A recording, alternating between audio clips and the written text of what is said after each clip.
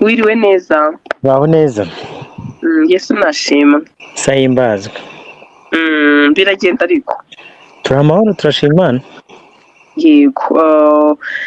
Nk'uko rero n'ubundi nzi neza ko inkuru yakugezeho, ndakeka uri kuri yada nawe. Yego. Yego. Amakuru yatugezeho ndetse nawe yakugezeho ko Vestine yasezeranye.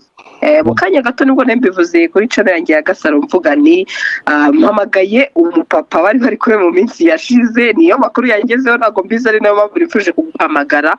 Ayo makuru kiyumva ese wayemeye, kuko hari nabo ndi kubona posting bati ibingibi ntago ari byo. Amakuru ahagaze gute ko Vestine yabasezeranye? Nubwo wenda nemaze ko yababwiraho, reka tuvuge ngo wenda utubwire ukuri kumeze gute. Ari siroga bakuru bacu bagira bavuga ngo icyambere ni amakuru. Abantu ko bazi ko igihe iyo cyanditse inkuru kiba kitabeshya, batwaye amakuru yo ku gihe. Yego. Sibyo? Yego nibyo.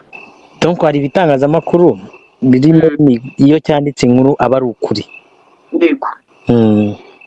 Hanyuma se tukibaza, Robert mu minsi yashize uri kumwe n'aba bana b'abakobwa, kugeza kuri uyu munsi havuyemo umwugo n'umudamu wa runaka, waba rubiza aya makuru ko azasezerana? Aya makuru yari ubwiru. Yari ubwiru?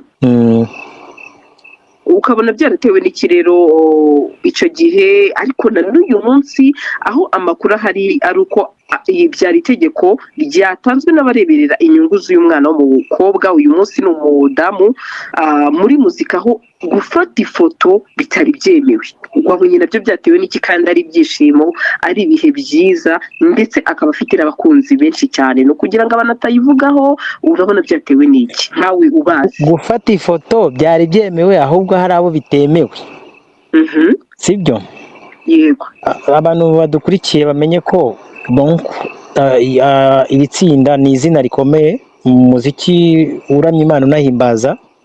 Yego. Cya kabiri bamenye ko bafite management. Ushobora kwishimira gufata ifoto ukaba iyo foto yawe itari bucuruzwe aho bateganya kwicururizwa. Donc habaye uburyo bwo kuko ubundi abastari akenshi ubuzima bwabo ba privacy. Yego. Rero niyo mpamvu nkuru yabiteye. Ose biracyari private ra? Ariko nubwo mufite amakuru nta mafoto mufite.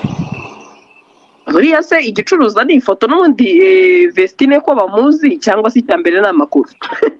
Nyine ya mpamvu mpamagaye. Niyo mpamvu guhamagaye? Yego. Gusa anyway birashimishije ku ruhande rumwe. Ku rundi hari abatabyishimira kuko ntago umuntu anezeza abantu bose.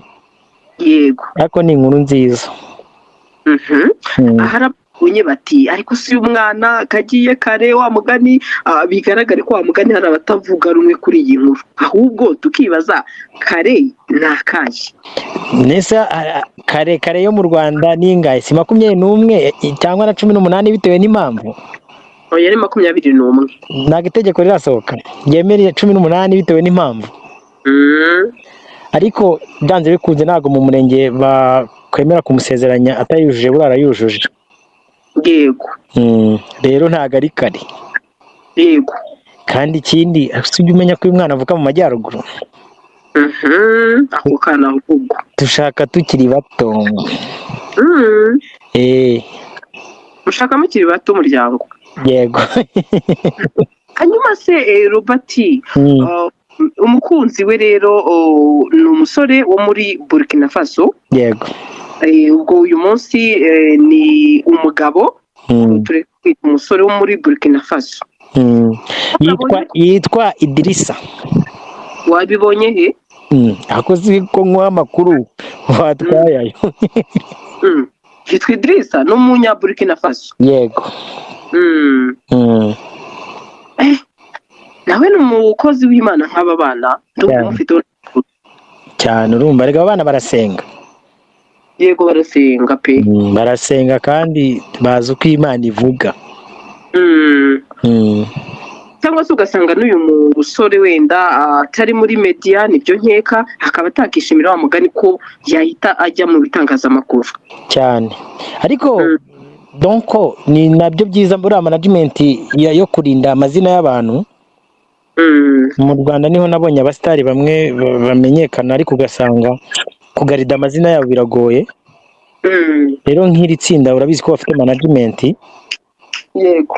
Ni byiza rero, hari umusitari umwe nabonye mu minsi yashize wajyaga azenguruka Kigali ari gucuruza amasede. Iyo umuntu yambashije kugira izina rikaba riri public, donc ari public figure, aba akwiye kujera iryo zina. Rero nicyo cyanakozwe, niyo mpamvu nkibishimangira. Urumva umuntu ashobora kuba afite ubuzima buri privacy, donc adashaka ko buba public. None se nawe navuga ni nk'abavandimwe ni nk'abashiki bawe, kubera iki babigurishe kandi nawe uri uw'imbere? Ubwo kubera ko bazi ko nanjye ndi mu bashobora kuba bateza ibibazo nyine barabimishe. Yego. Ese nkubeshye kuko nawe bazi kuri uw'iyi mihanda, bayoboye ko mba ku mihanda. Yego.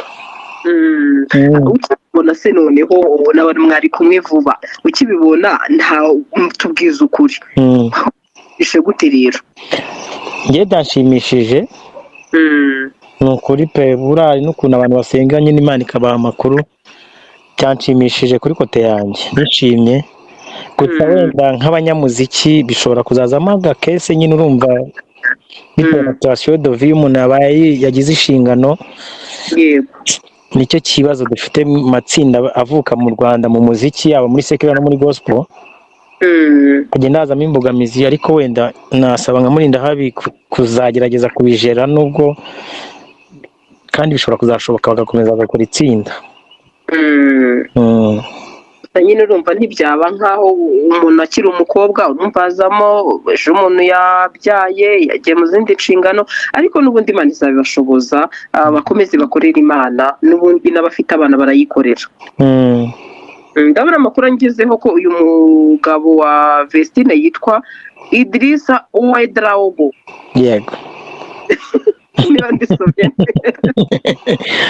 nuko niba mbisomye neza ni Ouedraogo. Yego.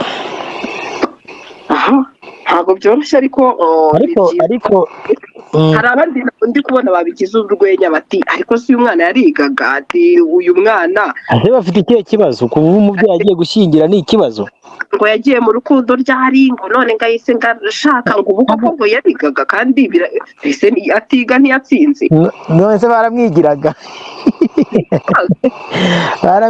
kandi nabo wasanga barakundanaga. Ntago donc iyo ni ubuzima bw'umuntu buhishe. Ariko nanone kubera ko umuntu yari umusitari aba agomba kwibazwaho no kuvugwaho.